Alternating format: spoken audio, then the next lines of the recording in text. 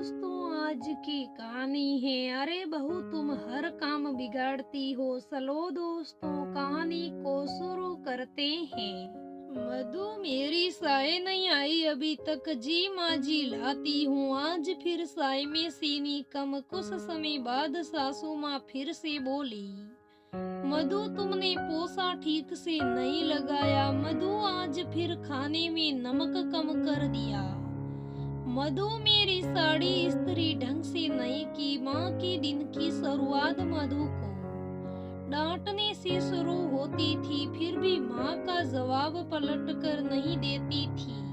1 साल हो गया मधु को इस घर में आए हुए। सुबह 5 बजे से रात 10 बजे तक काम करती रहती, लेकिन माँ ने कभी बहू के रूप में अपनाया नहीं। उनके लिए तो बस नौकरानी थी। शेखर ने मधु से माँ के खिलाफ जाकर शादी की थी। ये बात माँ को गवारा नहीं थी। मधु ने हर कोशिश की अच्छी बहू बनने की, पर माँ के नफरत के आगे सारी कोशिश फीकी पड़ जाती। ये सब देखकर बाबूजी हर बार परेशान रहते थे। एक दिन शेखर को बुलाकर कहा कि तुम बहू को कुछ दिनों के लिए अपने साथ ले जाओ। क्यों बाबूजी? बेटा, जब तक कोई चीज हमारे पास होती है तब हमें उसकी कदर नहीं होती है। जब वो चीज हमसे दूर जाती है तब उसकी कीमत का एहसास होता है। बेटा, जब से बहू इस घर में आई है कभी उसे बहू के रूप में स्वीकार नहीं किया। मधु के आते ही काम वाले भाई को निकाल दिया। उसके लिए तो बस नौकरानी ही है। तेरे माँ के लिए तुम्हारी माँ को एहसास दिलाना होगा कि बहू है इस घर की, नौकरानी नहीं। तुम कुछ दिनों के लिए बहू को अपने साथ लेके जाओ। तुम्हारी माँ अपनी नफरत के आगे मधु को बहू के रूप में अपना नहीं पा रही। बहू कुछ दिनों के लिए दूर जाएगी, तभी बहू की कदर तुम्हारी माँ जान पाएगी। सुबह शेखर उठता है, देखता है मधु अभी तक सो रही है। मधु, उठो, अरे तुम्हें बुखार है, सर बहुत भारी हुआ है। घड़ी देखा, ओहो 7 बज गए। कहाँ उठ रही हो तुम? आराम करो, मैं माँ से बोल दे रहा हूँ। तुम्हारी तबीयत ठीक नहीं, रहने दो। आप माँ से कुछ कहने की जरूरत नहीं, मैं जा रही हूँ किचन में। तभी माँ की आवाज आती है, बेटा आज महारानी उठी नहीं। माँ, मधु की तबीयत ठीक नहीं है, मैंने ही बोला थोड़ा आराम कर ले। अरे मैं जानती हूँ ये बहाने हैं काम ना करने के। अभी काम हो जाएगा तो तबीयत ठीक हो जाएगी। माँ, उसे बुखार है। तब भी वो आ रही थी, मैंने ही उसे आने ना दिया। अरे तू बेटा बहुत सीधा है, बहुत भोला है, तभी तो उसके प्यार के जाल में फंस गया। माँ, ये आप क्या बोल रही हो? सच ही तो बोल रही हूँ। अगर आपको इतनी ही तकलीफ होती है मधु से तो मैं अपने साथ ले जा रहा हूँ। वाह बेटा, अब उसने मेरे खिलाफ तुम्हें भड़का भी दिया। हाँ, तू तो बस उसकी तरफदारी करेगा। कल की आई लड़की के लिए तू अपनी माँ को छोड़ के जाना चाहता है तो लेके जा, मैं नहीं रोकूंगी तुम्हें। अगले दिन सारी तैयारी हो गई।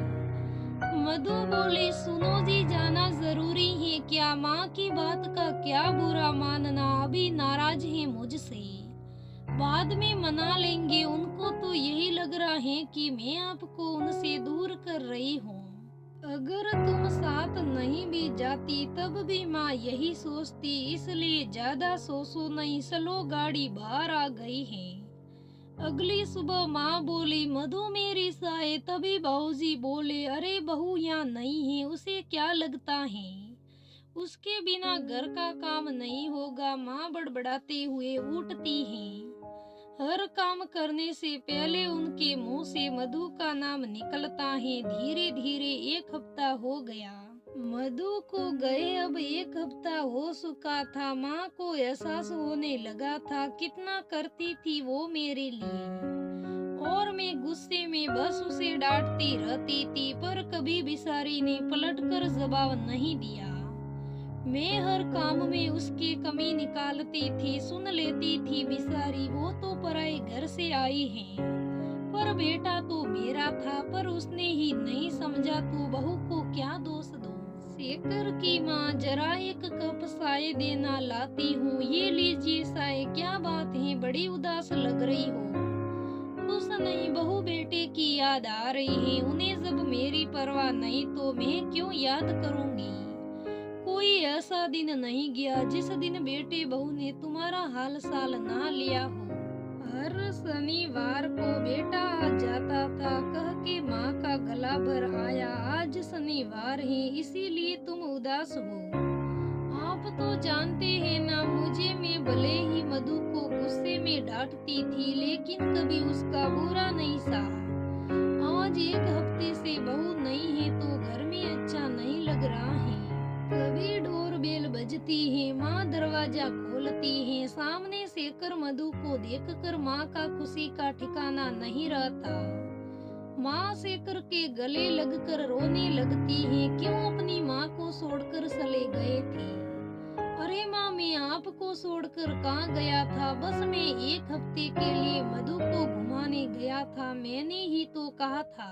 अरे शेखर की माँ, मैंने ही तो कहा था घुमाने के लिए। पीछे से बाबूजी की आवाज आई। अच्छा, तो ये बाप बेटे की मिली भगत है। उस दिन के बाद सासू माँ को अपनी गलती का एहसास हो गया और मन में अपने बहू के प्रति प्यार जाग गया। अब सास बहू मिलकर रहती हैं। सासू माँ कोई ताना नहीं देती, कोई काम में गलती नहीं निकालती। अब खुशी खुशी रह रहे हैं। दोस्तों, कैसी लगी कहानी मुझे कमेंट में जरूर बताना। अगर कहानी अच्छी लगे तो लाइक करना, शेयर करना, मेरे चैनल को सब्सक्राइब करना। धन्यवाद दोस्तों, फिर मिलेंगे।